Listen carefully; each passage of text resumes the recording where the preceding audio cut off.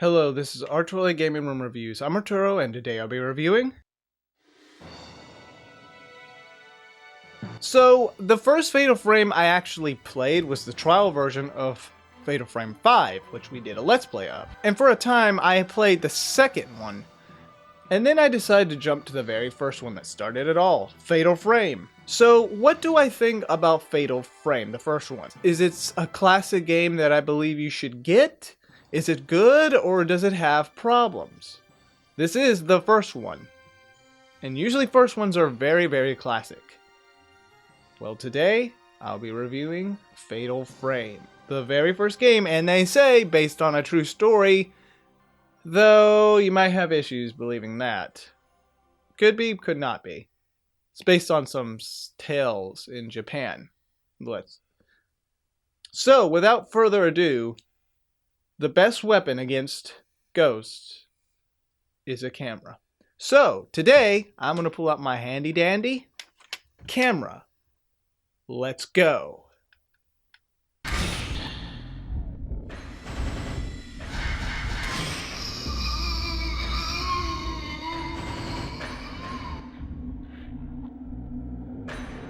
The story follows an abandoned mansion which is haunted. Miku's brother went missing in this mansion after he went to look for a novelist, along with others that were with the novelist. They also went missing too. She will soon find a camera, a special camera that is used to fight against ghosts or spirits. She will use it to get past ghosts, which will try to kill her. But down the road, she will soon discover what happened in this mansion a century ago. And in that time, to try and find her brother. Did something happen to my brother?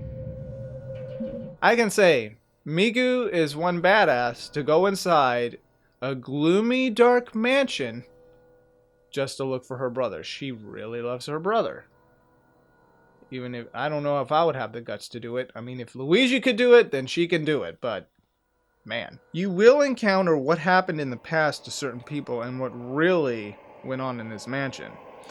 And the soundtrack in this game is actually pretty creepy. It actually fits the creepy atmosphere. It's pretty good. The gameplay is pretty simple. You use the camera to hit the target.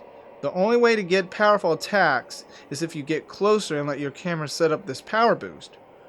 Overall, it's pretty fun.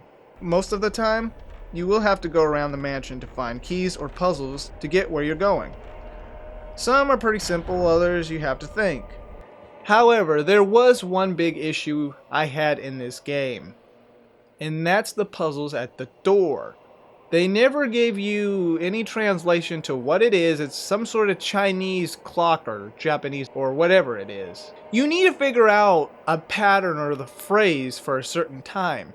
For a while, I didn't know what the heck to do. I had to end up looking for advice. And it wasn't until later that I realized it's a clock, but the clock is, reversed since it's over there. The thing is, you have to figure out the time of the phrase or something. It's odd. Yeah, this was probably the worst part about the game that I didn't really like.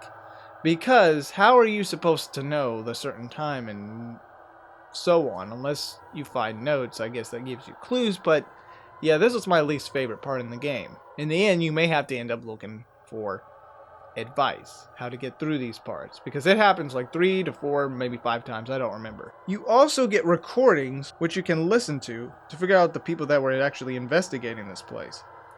You even take shots of remnants around the mansion to find who was there at first. Sometimes you'll see remnants of people in the halls and so on.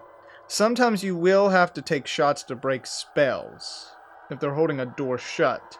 You can also power up your camera, which you could find these orbs around the mansion. You do need points though. To get them, you need to fight ghosts. There are points where you run into the same ghost over and over when you travel around, but hey, more points. Now, as for the voice acting in this game, I can say it's not the best. I mean, at points it's okay, but other points it just doesn't. It sounds more like the actors are just reading the script, not putting a lot of expression. I mean, at least one part in the game where it just like, yeah, that is not a lot of expression put into the voice acting there. I really also enjoyed reading the notes and books that you find around the mansion, because they talk about what happened there and even the novelist people who were investigating the mansion. It's pretty interesting. I like that. Sometimes you run into these spirit balls that show the person's soul. Others you get after defeating a ghost. You can hear what they say, even though it's kind of hard to tell what they're saying sometimes. As for the gameplay mechanics in this game, when you move Miku at certain points, sometimes when you turn, it's slightly stiff, but it's not a big deal. It's not as bad as like maybe other games that are really, really stiff. The inventory is pretty well set up. Most of the stuff I used was to power up my camera, to healing myself, etc. The camera was also fine. It followed Miku's movements well. And fighting ghosts wasn't really a problem either. No multiplayer in this game, sadly. Now, I don't really mention how long it takes for you to beat a game, but I will mention for this one, it didn't really feel that long. That is, if you sped through it. There are only like 4 chapters in this game, which comprise you of doing that whole chapter. As for replay value, well, you could replay the story again, but you get maybe like new costumes. Then you got this battle mode where you could fight certain ghosts in a certain area of the mansion. But this is only after you've beaten the game the first time.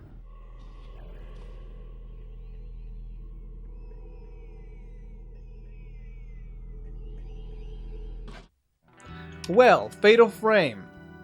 It actually was a pretty decent game. Though it was the first game, other games down the road will improve on this game.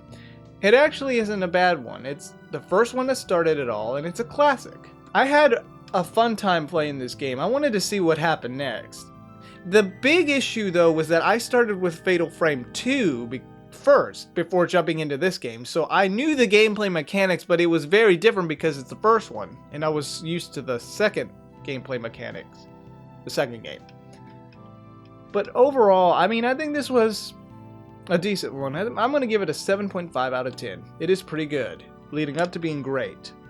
I think the other games down the road were better, but this is the one that started it all, and it does follow a timeline. So I would definitely try it out.